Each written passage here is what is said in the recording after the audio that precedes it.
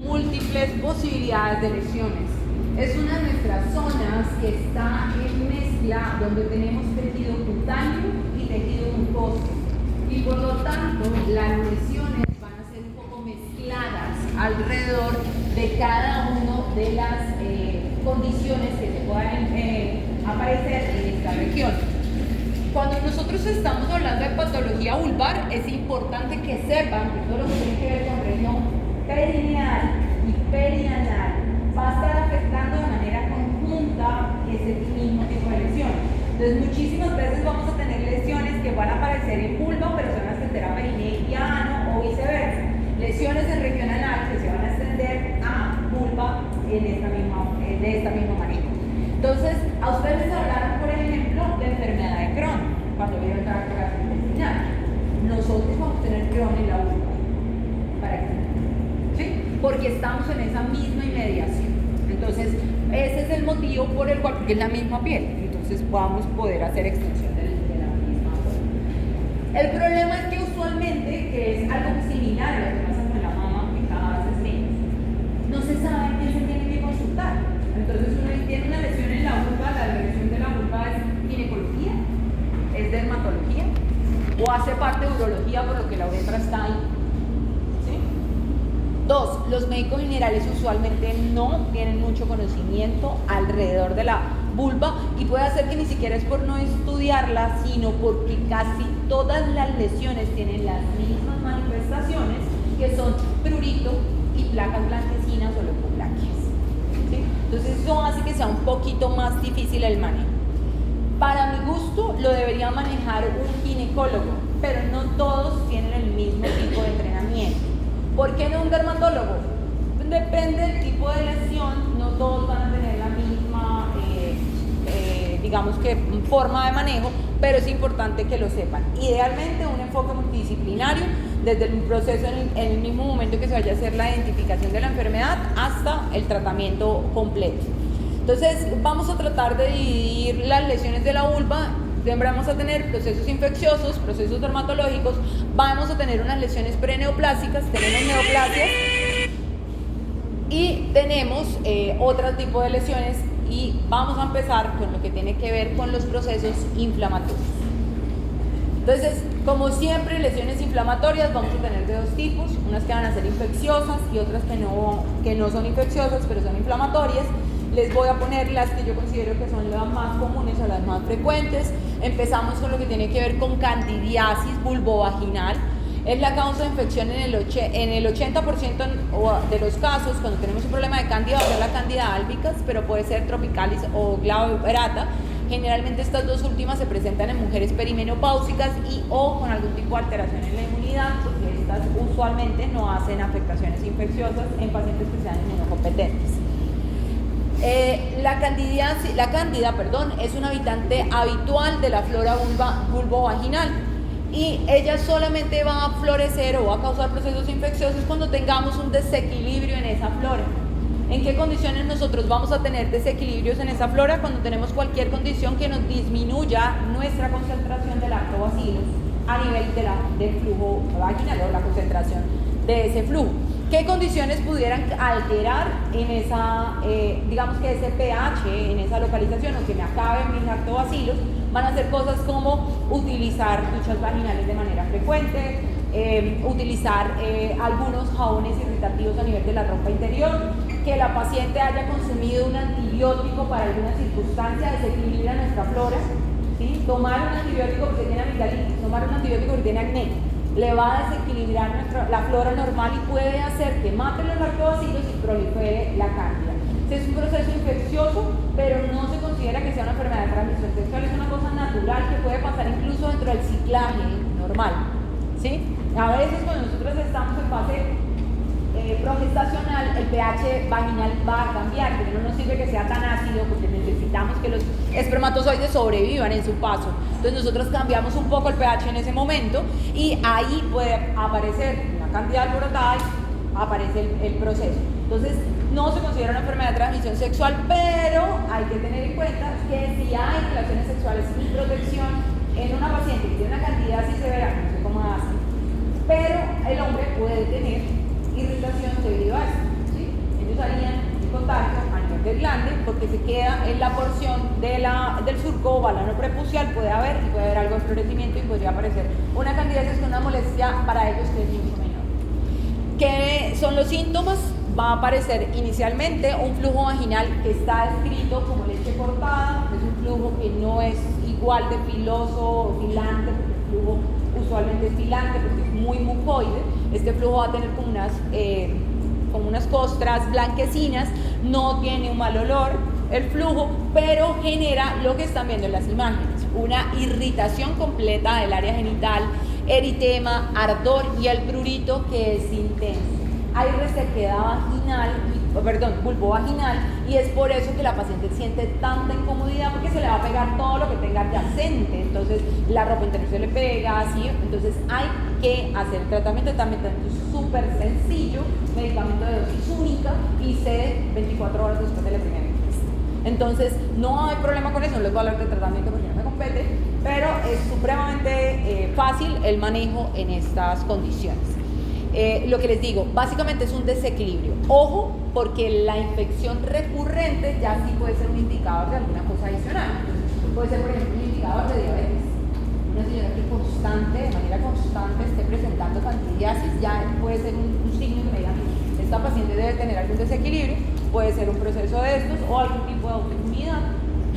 En las pacientes embarazadas también pasa con frecuencia por los desequilibrios. Siempre que tengamos un predominio de progesterona, nuestro pH va a aumentar, o sea, se nos cae el nivel de acidez y lo vamos a volver un poquito más alcalino, lo que hace que se mueran los lactobacilos y proliferen la carne.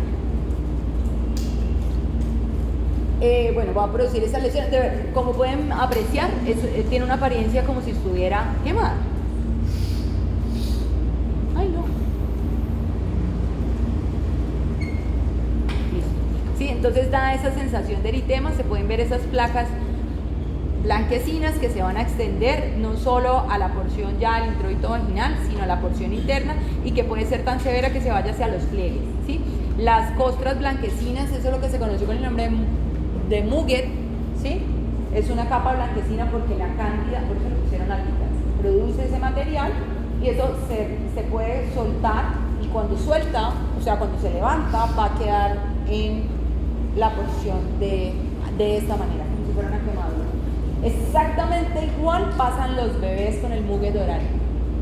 Los niños chiquitos, los bebecitos, les puede dar cándida en la boca y pasa exactamente lo mismo. Uno ve las mismas lesiones en la boquita y les da esa misma sensación de eritema en toda la porción, porque la cándida siempre funciona de esa misma forma. La segunda que vale la pena mencionar, el herpes simple virus. Yo sé que ustedes lo han visto varias veces en clase. Recordemos, virus de DNA bicatenario, familia herpes viridae. Los síntomas son característicos porque es un dolor que está descrito como urente. Entonces es una sensación de quemazón. Estas son unas lesiones que están en un espectro, inician la aparición de vesículas, siguen los dermatomas. Estas vesículas van a progresar a que se van a ulcerar, porque se rompe la vesícula, y una vez que se ulcera, pues va a aparecer la costra. El problema con parte del herpes simple virus en toda la región genital, no solamente la parte vulvar, sino lo que tiene que ver en los hombres, en la afectación también del pene y la región escrotal, es el área y la sensación de humedad en la zona, que puede favorecer los procesos de sobreinfección. Entonces, además de tener el herpes, se van a sobreinfectar por algún proceso bacteriano y puede generar mayor cantidad de complicaciones. Es una enfermedad para que el tratamiento es sintomático, lo que hacemos es controlar el proceso infeccioso. Se da el manejo, ese es un manejo un poquito más largo dependiendo de la intensidad. Va a haber manejo local, que en el área no es tan importante, pero se hace con el manejo con antibiótico oral. El episodio va a ceder de manera rápida y antes de que aparezcan las lesiones está escrito que hay la sensación del referente urente.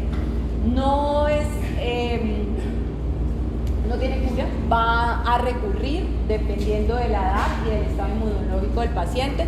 Se estima que más o menos unas 3 a 4 veces por año por paciente puede recurrir, y evidentemente si está inmunosuprimido por alguna circunstancia, pues va a haber una mayor cantidad de recurrencias. está directamente relacionado o está en relación también con lo que tiene que ver con el herpes oral. Obviamente la parte del herpes oral ustedes la están viendo ahí en la parte florida, paladar blando y lengua, pero recuerden, muchachos, por favor, que los juegos son herpes. Entonces, si alguien ha tenido herpes o tiene herpes oral, tiene que tener presente que esa misma sensación es lo mismo que va a pasar allá. Antes se dividía que el herpes simplex 2 era el que estaba en genital y el 1 en oral, pero se sabe perfectamente que no hay ninguna diferencia, señorita.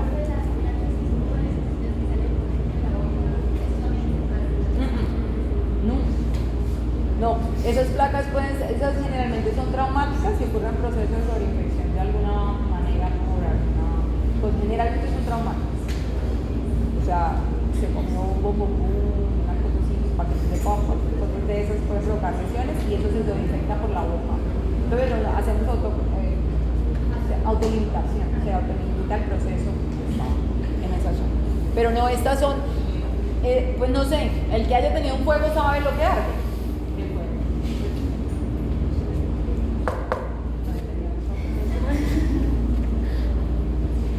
Las lesiones son evidentes, ¿no? O sea, la lesión en vesícula es altamente contagiosa, como todos los herpes, o sea, lo mismo pasa con varicela. La vesícula está cargada de virus. Entonces, el problema no es el contacto directo con la vesícula, sino a dónde llegue la vesícula. Entonces, si ingresa por ojo, por ejemplo, o por boca, pues va a tener sitio de entrada ahí. Si tiene una herida en la piel, que es lo que ocurre generalmente en la transmisión sexual, porque hacen microabrasiones y de esa manera es que se transmite, ¿no? Obviamente está en relación con ese proceso. ¿Qué vamos a ver nosotros histológicamente? La manifestación de los herpes es una cosa que es muy similar para todos. Me encanta que ni quiere terminar, vale, ya están a tomar la foto. No saben qué hay ahí, pero le toman la foto. Lo que vamos a tener nosotros es una progresión de vesícula, pero los herpes tienen la característica de que van a ser unas lesiones intraepiteliales. Entonces vamos a tener las placas basales y sobre la basal, entre la basal y la córnea, es que se va a producir la aparición de la vesícula. ¿Qué es lo que ocurre en ese momento? Vamos a tener lo que tiene que ver con el cambio viral, y el cambio viral para el herpes simple son 3 M's: megalia, multinucleación y moldeamiento. Eso es típico del herpes simple: megalia, multinucleación y moldeamiento. La megalia es de todos los herpes virus. Hacen citomegalia y nucleomegalia, cualquiera de las dos o las dos. Por eso el citomegalovirus se llama citomegalovirus, ¿sí? Entonces, las megalias son normales o son comunes a todos los herpes. Yo no puedo distinguir solo por megalia si eso es un herpes simple, si es una varicela zoster o si es un citomegalia. Ya van a tener diferentes localizaciones, presentación, formas de células a las que atacan, que van a ser completamente distintas. La multinucleación es generar varios núcleos, ¿sí? Como este que está aquí. Y la característica general del herpes es el moldeamiento. El moldeamiento hace referencia a que los núcleos parecen ladrillos, decirles adoquines, pero me imagino que no saben qué es un adoquín. En realidad parecen adoquines, pero digamos ladrillos. Los adoquines es con lo que tapizan los andenes. Son como hexágonos que les ponen, que queda todo como coordinado. Así son. Ellos se acomodan como cubitos en la forma y quedan exactamente puestos uno al lado del otro. Ustedes miren, pareciera que están pegaditos todos. Eso se llama moldeamiento. Y eso es muy característico del herpes simple. El varicela zoster no hace multinucleación y el citomegalovirus hace unas inclusiones distintas a nivel citoplasmático. Lo otro que hacen ellos es una lesión que se llama una apariencia en vidrio velado, en vidrio medio hilado, que son las lesiones de Colville. Pero pues todos los herpes hacen Colville. El citomegalo. De este ya les hablaron ampliamente, tanto en región genital masculina, ya vieron también en cervix, virus del papiloma humano, sabemos ampliamente que se considera un virus teratogénico, un virus oncogénico porque va a generar y va a favorecer la aparición de lesión intraepitelial que va a progresar a cáncer. Tenemos una diferenciación en virus de alto grado y de bajo grado, dependiendo de los que vayan a presentar. Generalmente los que van a hacer la lesión de verrugas o papilomas usualmente son los de más bajo grado. Usualmente los que progresan a cáncer pues van a ser los que están dentro de la categoría de alto grado. La lesión provocada por virus del papiloma humano es exactamente la misma en vulva, en vagina y en cervix, me refiero a la progresión. Entonces igual somos epitelio, estamos celular, entonces es exactamente lo mismo, lo que va a cambiar es el nombre. Lesión intraepitelial cervical, lesión intraepitelial vulvar y lesión intraepitelial vaginal. Entonces, pero la progresión es exactamente lo mismo, bajo y alto grado, y carcinoma in situ y las lesiones invasoras. Entonces va a tener exactamente la misma progresión. La manifestación del virus papiloma humano es exactamente la misma en todas las localizaciones. Nosotros vamos a tener unas lesiones de apariencia verruciforme que van a crecer, que pueden tener de acuerdo a la cantidad de queratosis, y aquí hay que tener cuidado, vuelvo y les digo, porque esto es un órgano que tiene los dos componentes, el componente de piel propiamente dicho, el componente de mucosa. Entonces el componente de piel va a ser mucho más queratina, entonces va a tener una apariencia un poco más grisácea a la superficie, o blanquecina en la parte superficial, porque va a tener una gran cantidad, miren, como acá, de queratina sobre ella, una capa de queratina en la porción apical. Mientras que la porción mucosa no hace tanta queratina, entonces ellos se van a ver solamente la sobreelevación, no hacen tanta queratinización y por eso no se ven tan blancos. Esas sobreelevaciones siempre van a tener esa duda, entonces depende de la localización, si es mucoso o si es propiamente dicho. Ya las lesiones más grandes pues van a generar mayor cantidad de problemas. ¿Cómo se describe un un papiloma? Entonces la definición de papiloma es la generación de papilas, que son las crestas, hacia arriba, ¿sí? La parte de la generación del epitelio. Entonces cuando yo tengo un epitelio escamoso que se engrosa en número de capas, se dice acantosis, se engrosó. Si yo engroso cualquier epitelio, cuando yo lo estoy viendo por encima, me alejo de los vasos sanguíneos. Entonces todos los epitelios que se ven más gruesos se van a ver más blancos porque veo menos vasos sanguíneos. Entonces siempre que uno tiene placas blanquecinas, uno siempre piensa o sabe que hay algo acantosis, porque se engrosó el epitelio. O lo que se hizo fue formarse una gran capa de queratina encima, y eso se llama hiperqueratinización, que puede ser otra de las características que tiene. Este epitelio no solo crece en lo ancho, sino que hace papilas hacia abajo, ¿sí? Hace unas proyecciones digitiformes hacia la parte del estroma o la dermis, porque pues dermis es para la piel, estroma para la porción mucosa. Entonces van a hacer esas proyecciones hacia adentro, que va a hacer que sea mucho más notorio, y va a tener un cambio que es específico de infección viral, muchachos, que se llama hipergranulosis. La capa granulosa de la piel, que me imagino que la recuerdan perfecto de la parte de histología, que se forma justo por debajo de la fase de queratinización, que es donde el epitelio se ve punteado. Esa zona va a ser muy gruesa, y eso es lo que hace que, si ven ustedes acá, se alcanza a ver esa porción más oscura en la porción apical. Eso es lo que hacen en lejos, que se ve así de oscuro esa porción apical. Si alcanzan a ver, se alcanza a ver una línea, lo que pasa es que el puntero es muy grueso. Se alcanza a ver una línea en toda esta superficie externa antes de la porción de queratina. Y el sello histológico, que son los coilocitos. Ernesto siempre dice que eso parece una uva pasa sobre un plato blanco. El núcleo se ve picnótico, irregular, hipercrómico, y deja un halo, un pseudohalo alrededor, que es lo que le da la apariencia al coilocito, y es la característica histológica de la presencia de este tipo de lesiones. Esto es lo que yo les decía, las proyecciones digitiformes. Ahí está la flecha señalando la hipergranulosis, y hace esos componentes. Entonces crece en número de capas, acantosis, se proyecta hacia adentro, papilomatosis, y hace gran cantidad de queratina superficial, hiperkeratosis. Y la zona punteada, que es la capa granular, que se hace mucho más evidente, usualmente uno no va a iniciar, pues digamos que no es tan notoria la capa granular, hace hipergranulosis. A eso le sumamos la presencia de coilocitos, y nos da el diagnóstico de el condiloma, que es lo que estaríamos describiendo para este tipo de lesiones. Hay una forma severa, creería yo que se las mencionaron en pene, que es la forma severa que uno va a ver usualmente, perdón, bajo acá, que es la lesión proliferante en los pacientes que pueden tener algún tipo de inmunosupresión. Esto es una lesión benigna, aunque no parezca. Es la forma en expresión que hacen los virus de papiloma humano de bajo grado en las lesiones. ¿No se los mostraron en pene? Sí. Tumor de Oshin. Sí, a mí mi primer paciente, yo todavía inocente, chiquita, 18 años, inocente de la vida, tenía que ir a hacer mi primera historia de semiología. Y yo miraba a todo el mundo y todos mis compañeros. Yo he sido así aventada toda la vida. Era chiquita. Llegué yo allá y había un señor sentado.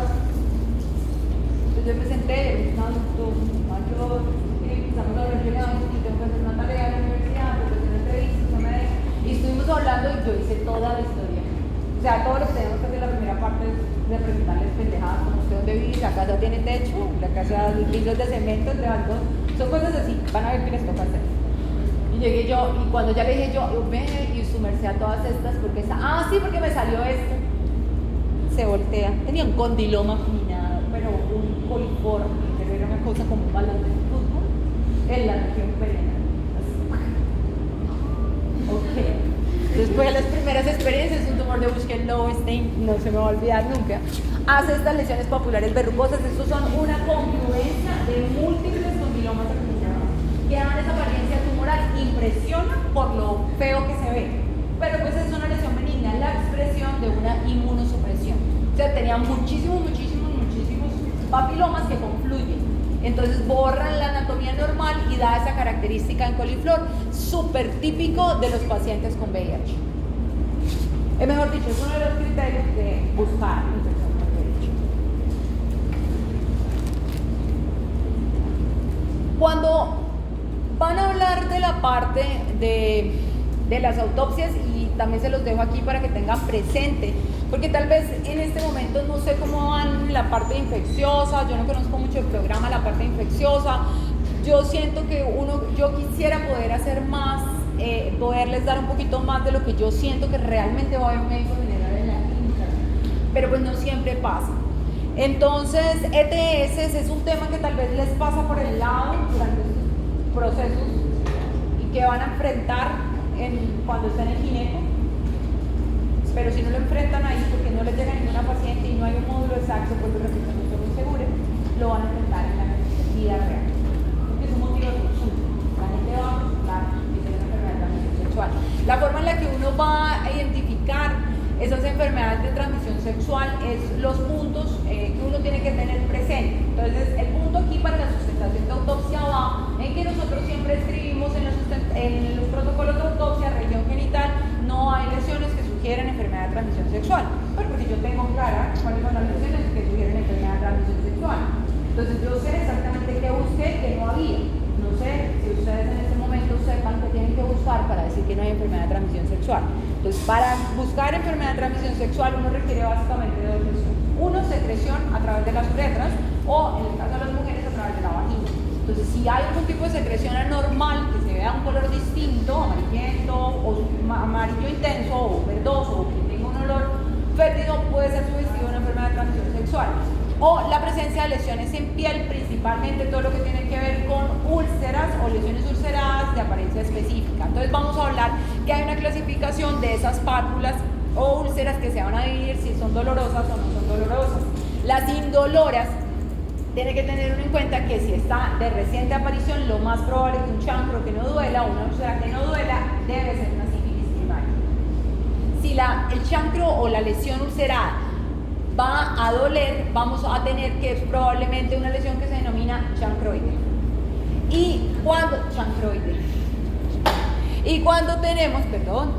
Cuando tenemos esas aperturas que son ya bastante tiempo y que pueden tener secreción a partir de ahí, no solamente que no duele, sino que secreta, aparecen otras lesiones como son los granulomas inguinales y el linfogranuloma venéreo. Entonces, estas son las enfermedades más comunes que hacen úlcera. Ya hablamos un poquito de herpes simple, son las enfermedades de transmisión sexual. No voy a hablar nada de gonococo, porque esto provoca uretritis, entonces eso va a generar una manifestación, va a terminar en uretritis y epidinitis en los hombres, en nosotras va a provocar vulvovaginitis y puede terminar en una EPI, en una enfermedad pélvica inflamatoria, con inflamación de las tubas de falopio, y vamos a tener, o las tubas uterinas, perdón, y vamos a tener ese tipo de lesiones que son las que van a estar puestas a nivel vulvar que pudieran afectarse. Granuloma inguinal, como su nombre le dice, tiene que tener ganglios a nivel inguinales que también se pueden encerar, entonces van a haber una serie de alteraciones. Entonces, ojo con lo que digan. Si no tienen que decir y van a decir que no hay, si yo soy capaz de negar algo es porque sé que busqué. Entonces, ese es el tipo de cosas que yo digo que tienen que tener cuidado en el lenguaje cuando estén exponiendo. Si usted me muestra una región genital, me dice no había nada que me sugiere infección venérea, entonces yo le pregunto, ¿qué busco? Entonces, usualmente la respuesta de ustedes es lo que vieron en clase, o sea, papilomas, no habían papilomas. ¿Qué otras enfermedades de transmisión sexual conocen? Se pierde. Entonces, no moderen ese lenguaje cuando estén exponiendo. O sea, todo lo que usted diga es susceptible de ser preguntado, tengan eso siempre presente. Ya saliéndonos un poquito de los procesos infecciosos, vamos a hablar de una lesión que es relativamente frecuente, y es que recuerden que las glándulas grandes de lubricación a nivel de la vulva están en la unión entre la porción epitelial, piel y la porción mucosa. Esta glándula recibe el nombre de glándula, Bartolin, ahorita se llama solamente glándula vulva, se llama glándula principal vulvar, vestibulares. Esta glándula secreta moco, es una glándula que hace lubricación. Como toda glándula, entonces tiene su depósito, tiene su conducto, lo mismo. O sea, recuerden que los orígenes embriológicos relativamente son similares. Los hombres tienen el capuchón en la porción del glande y tienen un surco balano prepucial en el que se almacena una gran cantidad de material blanco lechoso que se llama megma. Ese mismo material se va a formar a nivel vulvar, ¿en dónde? En las uniones de los pliegues entre los labios mayores y los labios menores, y justo en esas zonas es donde tenemos los sitios de liberación de estas glándulas. Entonces, el acúmulo de megma, de este material blanquecino, que vendría siendo similar al megma en los hombres, va a llevar a que tengamos oclusión de esos conductos. Si yo ocluyo una glándula y la glándula sigue secretando el moco, ella empieza a acumularse y se produce la dilatación de la glándula. Por eso se llama quiste de glándula vestibular o quiste de glándula de Bartolin. Ese quiste es completamente limpio porque ya está produciendo solo moco. Entonces, dada esa apariencia de edema, es obviamente intensamente dolorosa. La inervación nerviosa del área, no vamos a hablar de ella, pero pues es evidente que es bastante una lesión que está aumentando de tamaño ahí, puede provocar bastante dolor. Usualmente son unilaterales y este es un tratamiento que ustedes el manejo de esto es un procedimiento que es de los que me parece más práctico y lo van a aprender a hacer cuando estén en ginecología. A mí me tocó hacerlo en el rural, amé que me hubieran explicado cómo se hacía, porque me tocó hacerlo en el rural. Una señora tenía una masa de 3 centímetros. Se llama un proceso de marsupialización. Uno retira la porción superior, abre la piel, ves el quiste, uno lo abre y ves el quiste, lo incides, sale el moco que está completamente limpio, abordas, dejas la glándula abierta porque si la vuelves a cerrar se va a volver a llenar y sale. 2 puntos, sutura reabsorbible y salió, la señora se va feliz y usted queda feliz porque hizo un procedimiento. Entonces, esto lo aprenden a hacer, es una de las cosas que hacen en los laboratorios de simulación, aprender a hacer este tipo de procedimientos. Entonces, esta es una cosa que sí van a ver en la vida real y que van a tener. Viene un punto.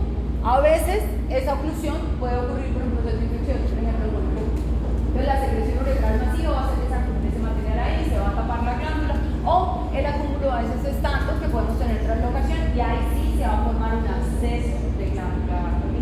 Entonces, la lesión abscedada pues ya tiene un componente mucho más inflamatorio, se va a ver eritema, el dolor va a ser más intenso, la paciente puede tener fiebre, va a tener dolor inguinal, van a aparecer ganglios a nivel inguinal, y aquí la lesión pues es un poco más severa. El tratamiento viene siendo exactamente lo mismo, se hace más superiorización, pero aquí hay que poner antibiótico durante más días y de acuerdo al germen o a las características de la secreción pues vamos a cambiar.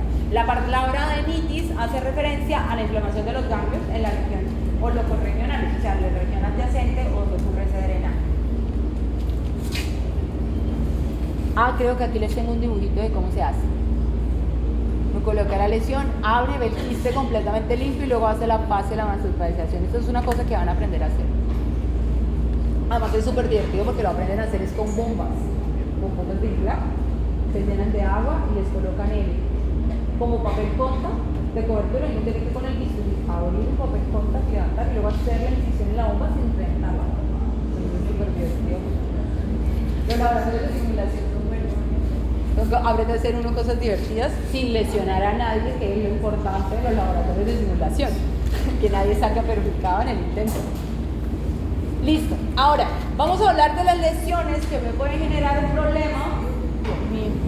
Y todavía en esto me preguntan que porque yo solamente les hablo de vulva y no hago nada más. Casi que yo acabo con vulva. Trastornos epiteliales no neoplásicos, lesiones vulvares. Vamos a hablar, reciben este nombre porque antes se llamaban distrofias vulvares, y estas distrofias vulvares hacen referencia a lesiones que tienen una apariencia clínica similar, y no es otra cosa que la paciente consulta porque tiene prurito, placas blancas. ¿Sí? Aparece una lesión, le genera prurito y tiene placas. Eso es todas tienen como la misma característica o al menos la misma parte de sintomatología. Estas lesiones antes o se denominan leucoplasias porque pues se ven blancas, y la forma de creurosis es la forma más severa que ya la vamos a ver, y siempre van a consultar por prurito. Niños, el síntoma cardinal siempre hay de las lesiones de piel va a ser prurito, y lamentablemente no solo para la vulva, la mayoría de lesiones que tienen me están picando, me sale una roncha, me tengo prurito, tengo piquiña, siempre van a decir lo mismo. Empezamos con la primera, hiperplasia de células escamosas. Es una lesión que ocurre más o menos entre los 30 a 60 años, tiene un compromiso asimétrico y afecta más la piel, o sea, los labios mayores. Van a haber unas áreas blanquecinas, puede tener una apariencia rugosa, lo que les estoy diciendo, su nombre habla de hiperplasia, o sea que va a tener un proceso de acantosis, engrosamiento, por eso se ve blanco. Entonces, no va a tener unos bordes definidos y va a tener una apariencia así. Las escoriaciones son producto de rascado. O sea, con eso les estoy diciendo que el prurito es intenso, ¿sí? Provoca la lesión y genera prurito intenso. Esa hiperplasia antes se llamaba distrofia, y la característica principal es la hiperkeratosis. Muchachos, no hay atipia. Voy a pasar la diapo, voy a ponerle la fotómetro. Listo, entonces nosotros vamos a ver un epitelio que está notoriamente engrosado. Nosotros no tenemos esa intensidad de queratosis en la porción vulvar. Recuerden que nuestra piel depende del sitio, va a ser más hiperqueratósica o más gruesa por tejido blando. La piel de la espalda es una piel gruesa, pero es una piel gruesa porque tenemos una hipodermis de este tamaño. ¿Sí? La piel de las plantas y las palmas de los pies es una piel gruesa porque tenemos una capa de queratina de este tamaño. La piel en la vulva no es una piel delgada y no tengo por qué tener, fíjense, la capa de queratina es casi el mismo tamaño que la capa epitelial. Entonces es notorio al romper, solo mirarla, que eso es una hiperkeratosis. Sí. El problema, muchachos, es esto: riesgo de malignización hasta el 9.5%. Primita de esta, pero con un componente de enfermedad autoinmune, aparece el líquen escleroso o el líquen escleroatrófico.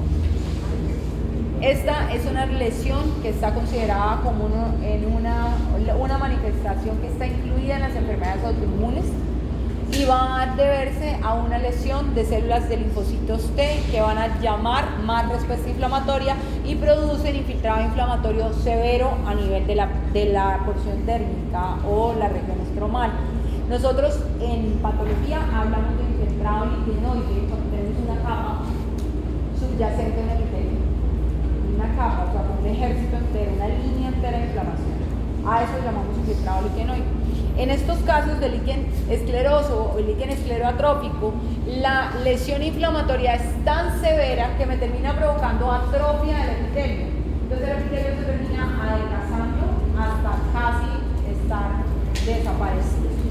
Y se produce una fibrosis interna. Entonces van a decir, ¿por qué se ve blanco? Porque el hecho que esté en inflamación va a generar fibrosis en el estroma. Entonces igual sigo alejando el vaso de la superficie epitelial. Ese proceso va a llevar a que tengamos esas modificaciones en la mucosa, en el color de la mucosa, y el principal problema es las sinequias o la difuminación. Ya van a entender con las fotos a qué hago referencia con eso. Entonces, empezamos con una lesión blanco nacarada, usualmente empieza sobre la porción de los labios mayores, puede extenderse al monte de Venus, a los pliegues, al perineo de la región perianal. Esto es importante. No afecta la presión vaginal porque requiere componente escamoso o de piel para poder hacerlo. Va a producir el borramiento, y la forma más severa es cuando ese borramiento es tanto que va a producir creurosis vulvar. Se fusiona toda la porción de la vulva y el orificio uretral puede estar oculto tras la fusión.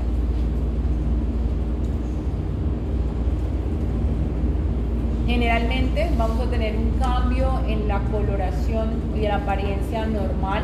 Esto es mucho más frecuente en las mujeres en menopausia o perimenopausia ya tardía, o sea, muy cercanas a la porción de la menopausia. Va a cambiar, la menopausia cambia la forma de lubricación y parece que la disminución de la lubricación puede generar las primeras alteraciones a nivel de la vulva. Entonces la piel se va a ver brillante en la región vulvar, pero por la piel, o sea, no va a haber secreción, no va a haber moco en la zona, y empezamos a tener un borramiento.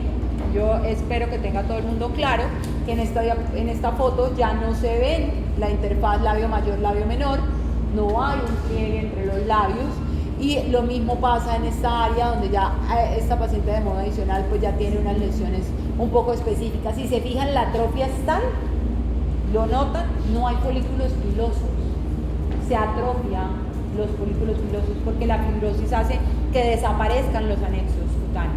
Entonces va desapareciendo. Si se dan cuenta que cada vez hay menos folículo piloso, entonces se va fusionando la lesión hasta llegar a las formas más severas, en donde usted, además de tener el borramiento, la apariencia de la piel delgada, van a tener esto. Voy a la siguiente.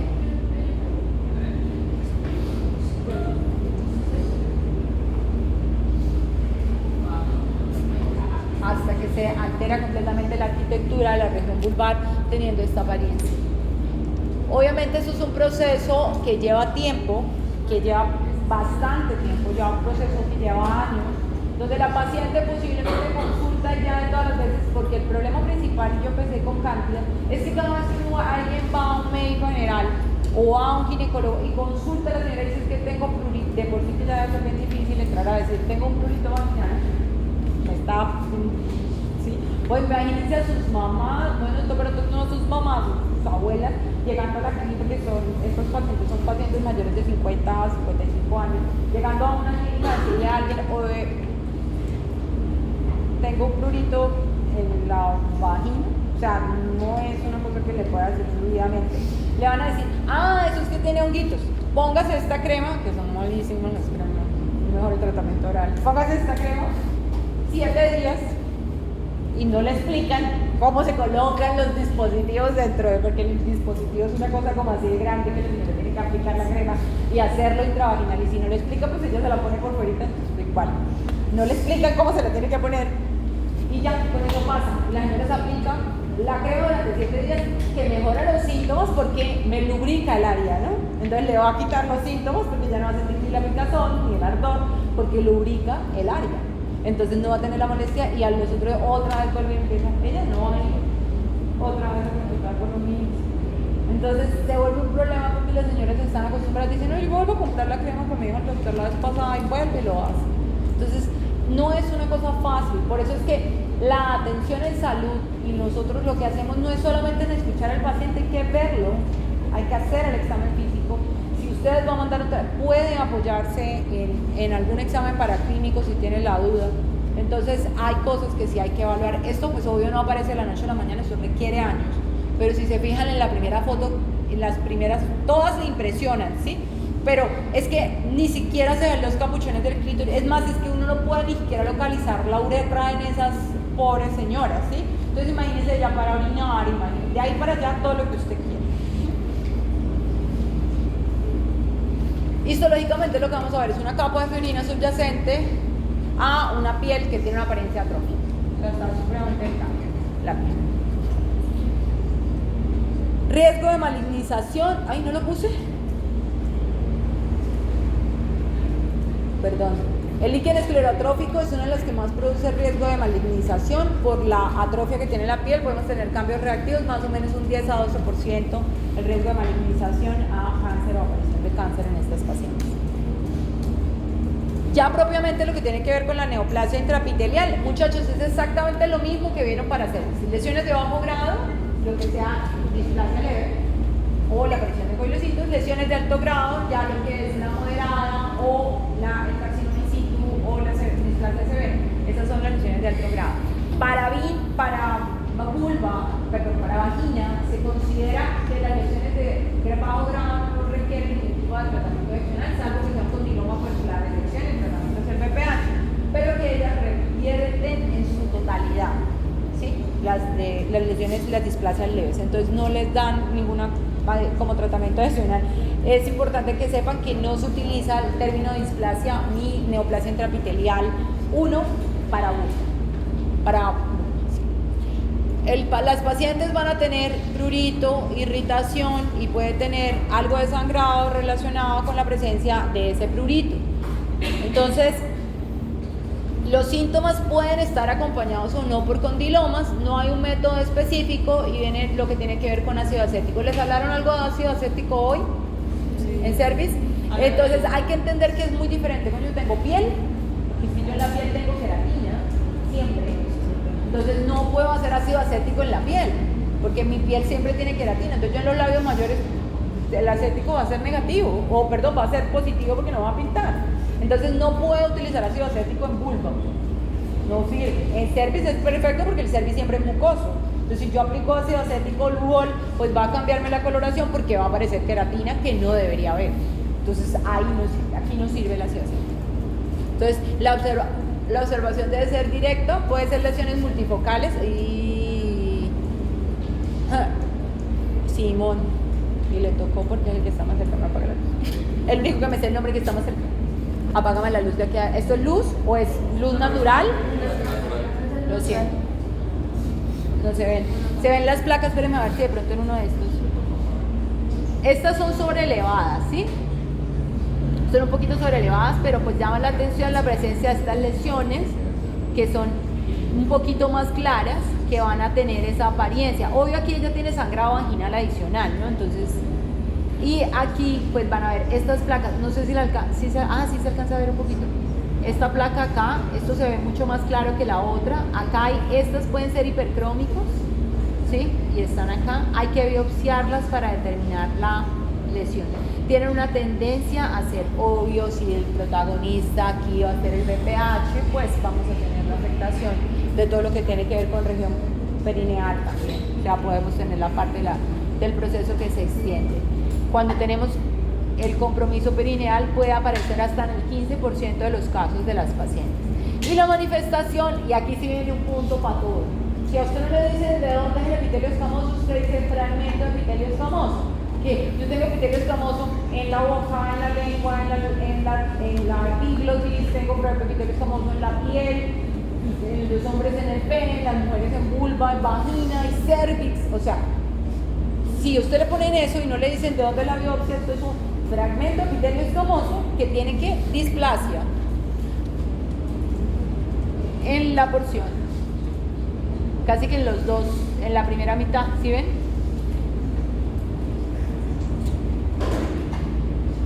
Vamos a ver cómo aumenta la displasia. Acá estamos viendo unos coilocitos en esta porción. Displasia moderada, fíjense que ya tenemos 2/3 del compromiso del hipercromatismo, poquito de la preservación de la superficie apical. Aquí sí les doy un punto, si eso está queratinizando todavía no es carcinoma in situ. O sea, si usted ve campo de queratina significa que el epitelio va a luchar. Entonces eso es carcinoma. Entonces es un de alto grado, pero no es en sí, porque todavía están teniendo la capacidad de descamarse con queratina. A esta sí tómenle foto. Las lesiones que predisponen, la lesión intraepitelial, van a ser relacionadas con BPH Obviamente esas relacionadas con BPH pues van a tener condilomas acompañantes usualmente. Se ven en pacientes mucho más jóvenes y esto van a tener lesiones que van a ser múltiples. Estas son las que se relacionan con la enfermedad tanto en ano, en región perianal, como en cervix, ¿sí? Entonces en estas pacientes hay que buscarlas en ambas partes. La neoplasia intraepitelial anal es compatible con la neoplasia intraepitelial cervical y se hace la misma clasificación. Yo sé que no les hablamos de eso en clase, pero es exactamente la misma clasificación. Es más, el libro de citología cervicouterina, en donde se habla del mapeo de la citología cervicouterina, viene todo lo que tiene que ver con citología anal y se hace exactamente la misma clasificación. El otro, que es el que no tiene que ver con BPH, ese es el que se asocia a líquen esclerotrófico. Entonces, ese es el de pacientes mayores de 40 años que está asociado a un proceso inflamatorio que posiblemente la paciente va a tener algún otro tipo de antecedente y va a estar en esa relación. Entonces, se dividen estos dos tipos, la clásica, que es la que se asocia a BPH, que va a tener como esta apariencia, que se acuerdan de lo que les hablaron en pene de enfermedad bovenoide, de displasia irilar, tiene la similitud con este tipo de lesiones. Y el BIN diferenciado, que es el que va a estar asociado más al líquen esclerotrófico, este va a tener algo de componente inflamatorio y sobre todo va a tener fibrosis en el estroma. Obvio, aquí lo mismo que en cervix, si estamos en un bajo grado puede regresar, puede revertir, si estamos en un alto grado pues podría progresar técnicamente a cáncer.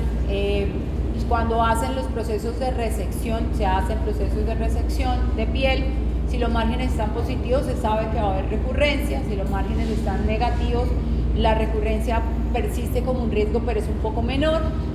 Y usualmente va a requerir tratamientos adicionales. Les acabo de decir que si está asociado a BPH las lesiones son múltiples, entonces eso hace que se dificulte un poco el manejo o que requiera tratamiento específico para el BPH. Si no se hace tratamiento, las pacientes van a tener una probabilidad de desarrollar carcinoma hasta en un 10% de los casos, y entre más joven sea la paciente en el momento en el que se detecta la lesión, más probable es que vaya a presentar complicaciones derivadas. Eso tiene lógica, pero el punto aquí es que la gente no consulta tempranamente por lesiones a nivel vulvar. Digamos que pasan un poco desapercibidas ese tipo de lesiones que pudieran generar problemas más adelante.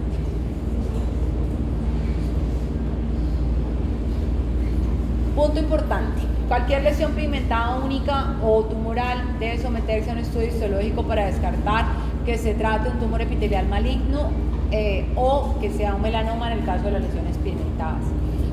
Las lesiones névicas que ya vieron en piel tienen unos sitios especiales y hay un apartado completo de sitios especiales de lesiones névicas. Y un punto importante son todo lo que tiene que ver en región genital. Tanto para hombres como para mujeres, los nevus de región genital requieren una vigilancia específica. Son sitios especiales.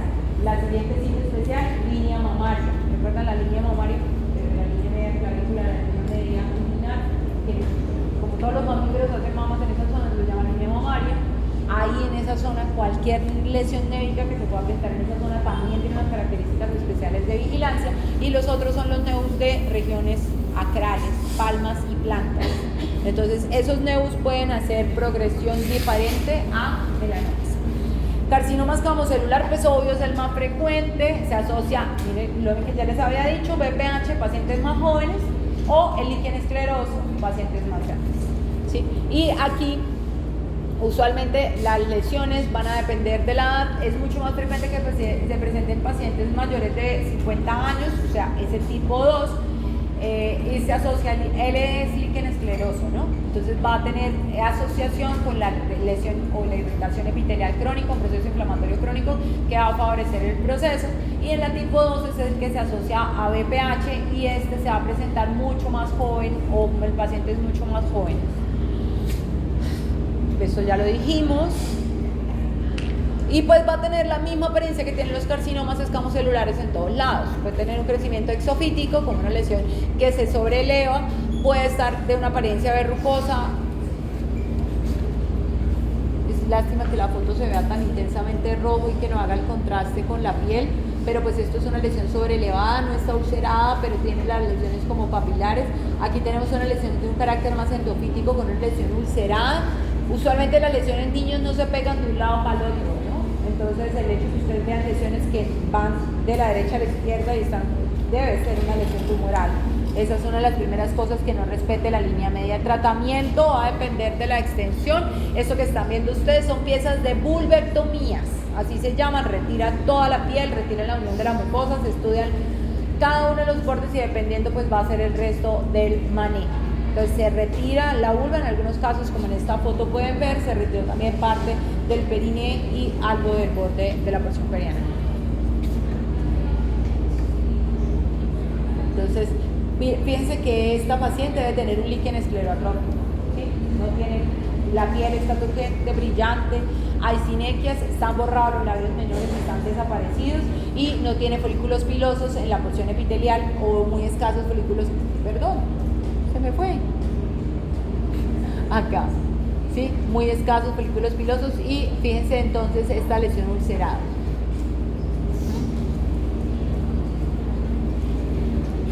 Si no le dicen de dónde es, usted nomás puede decir carcinoma escamocelular. Le tiene que decir de dónde. Un carcinoma escamocelular de pulmón se ve así, un carcinoma escamocelular del esófago se ve así. Si a uno no le dicen de dónde es y solo le están mostrando el tumor, solo puede decir carcinoma escamocelular, no puede decir más nada. Todos hacen lo mismo, bien moderadamente o mal diferenciado, de acuerdo a la capacidad que tenga la célula de hacer queratina. Y pues esta es la clasificación. El riesgo de metástasis va a estar relacionado más con la capacidad de invasión. Si tienen menos de 2 centímetros, la sobrevida es buena.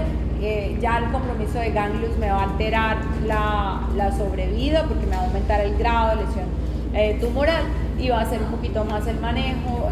Digamos que generalmente aquí el problema es las cirugías, la región, la posibilidad de cicatrización, la sobreinfección por el contacto con la región perianal y la posibilidad del traspaso con los gérmenes de tracto gastrointestinal. Obvio, esto es piel. La segunda neoplasia en frecuencia es el melanoma. Con melanoma pues lo vieron bastante mejor en piel. Aquí es importante saber y explicar lo mismo. Son lesiones hiperpigmentadas en su mayoría.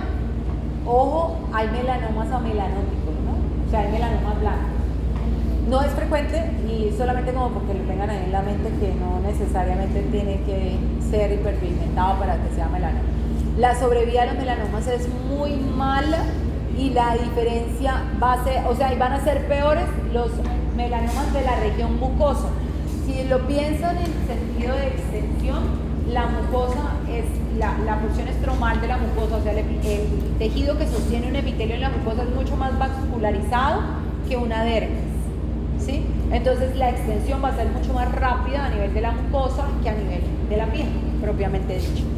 La localización más frecuente va a ser en la porción cutánea, o sea, en la piel, y por eso generalmente lo que son los labios mayores y la porción de intersección entre mayores y menores son los sitios donde más frecuentemente se van a dar, o sea que son fácilmente visibles las lesiones hiperpigmentadas en esa zona. Yo les dejo la letra pequeña en este caso porque me parece que es supremamente importante que vean que esto es la foto inicial y esto fue 2 meses después. Igual que los melanomas van a tener un crecimiento, los melanomas que vieron en piel, crecimiento radial, crecimiento en profundidad, que son los que nos van a dar la capacidad de invasión y la gravedad del proceso. No tienen nada distinto, chicos, a un melanoma en otro lado. Entonces hay melanomas nodulares si son sobrelevados, melanomas lentiginosos, que así se llaman, si son planos. No sé qué les habrán dicho en clase, como para que los tengan ahí mencionados. La mayoría en vulva son planos y usualmente se relacionan sobre lesiones previas. Entonces si hay una nevus o tienen alguna lesión hiperpigmentada, es importante que la vigilen, importante que la conozcan, sepan el tamaño, cómo es, los bordes, que son como la parte de las características de manera usual que van relacionando. Pronóstico bastante regular, depende de la localización.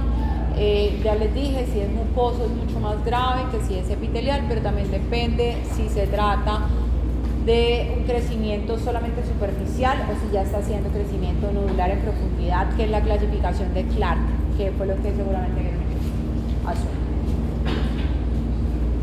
Preguntas. Y ese es el motivo por el cual no hay nada de vaginas, solo el bulbo, porque no hay tiempo para darle nada. Chao, niños.